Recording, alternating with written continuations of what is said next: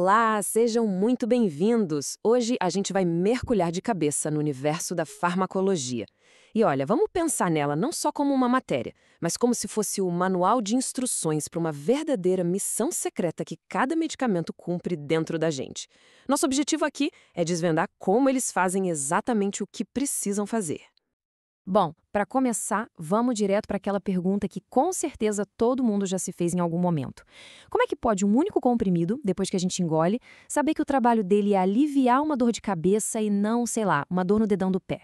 Parece até mágica, não é? Mas é pura ciência. E é exatamente essa jornada que a gente vai mapear hoje. E o livro de regras para essa missão toda é a farmacologia. Ela é a área que se dedica a entender o caminho completo de um fármaco, desde o momento em que ele entra no nosso corpo até a hora de sair. É a base de tudo, da farmacoterapia, que é a aplicação prática disso tudo para tratar as doenças no dia a dia. A primeira parte dessa missão pode ser vista como um grande desafio. Porque assim que um medicamento entra no nosso organismo, o corpo imediatamente reage. Ele cria uma verdadeira pista de obstáculos que o fármaco precisa ser muito esperto para superar e, enfim, conseguir fazer efeito. Para a gente poder entender essa relação, a farmacologia se divide em dois conceitos que são fundamentais: a farmacocinética e a farmacodinâmica. A melhor forma de pensar neles é como se fossem os dois lados da mesma moeda, sabe? Descrevendo essa interação super complexa entre o nosso corpo e o medicamento. Vamos focar primeiro na farmacocinética. Basicamente, ela conta a história de como o nosso corpo processa ativamente o medicamento. O corpo não é um espectador passivo nessa história, de jeito nenhum. Ele age sobre o fármaco de maneiras bem específicas e calculadas.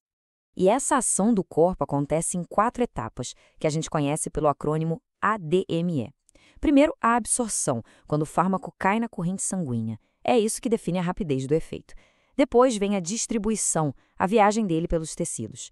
Em seguida, o metabolismo, que acontece muito no fígado e pode tanto ativar quanto desativar o fármaco. E por último, a excreção, a hora de eliminar o fármaco do corpo. São essas 4 etapas juntas que controlam a concentração do remédio no lugar certo. E o comecinho dessa jornada é crucial. A forma como o medicamento se apresenta, se é comprimido, se é líquido, e a via de administração, se é oral ou sublingual, por exemplo, tudo isso afeta demais a absorção. E afeta um conceito super importante chamado biodisponibilidade, que é a porcentagem do fármaco que realmente chega na circulação para fazer o trabalho. Por via oral, por exemplo, parte dele pode se perder no chamado metabolismo de primeira passagem lá no fígado, antes mesmo de ter a chance de agir. Certo, agora vamos virar o jogo.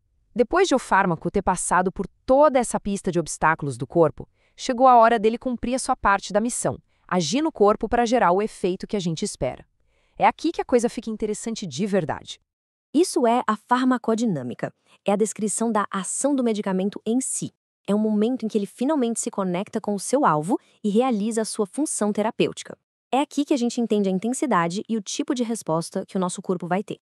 O ponto central aqui é o tal do mecanismo de ação. Pensa nisso como uma chave super específica que só encaixa em uma única fechadura molecular. O fármaco se liga a esses alvos, que podem ser receptores, enzimas, e essa simples interação já dispara uma série de eventos que, no fim, resultam no efeito que a gente sente. E essa ação, que acontece lá no nível microscópico, se traduz em resultados que a gente vê e sente na prática clínica. É essa interação molecular que, no final das contas, alivia a nossa dor, baixa a febre ou controla a pressão arterial. Bom, até agora a gente descreveu a missão padrão de um medicamento. Mas, e isso é algo fundamental na prática clínica, as regras do jogo podem mudar, e muito, de uma pessoa para outra. O que funciona perfeitamente para um pode não funcionar da mesma forma para outro. Existem fases da vida, como a infância, a terceira idade ou a gestação, que alteram a fisiologia do corpo de um jeito que a resposta aos medicamentos se torna completamente única. Esses grupos são o que chamamos de populações especiais e, claro, exigem uma atenção mais do que redobrada. Nesses grupos, o corpo processa os fármacos de um jeito diferente. Sabe, aquela pista de obstáculos da farmacocinética ganha novas regras. E não é só isso. A sensibilidade dos alvos, lá na farmacodinâmica, também pode mudar. Qual o resultado? Respostas bem diferentes usando o mesmo medicamento.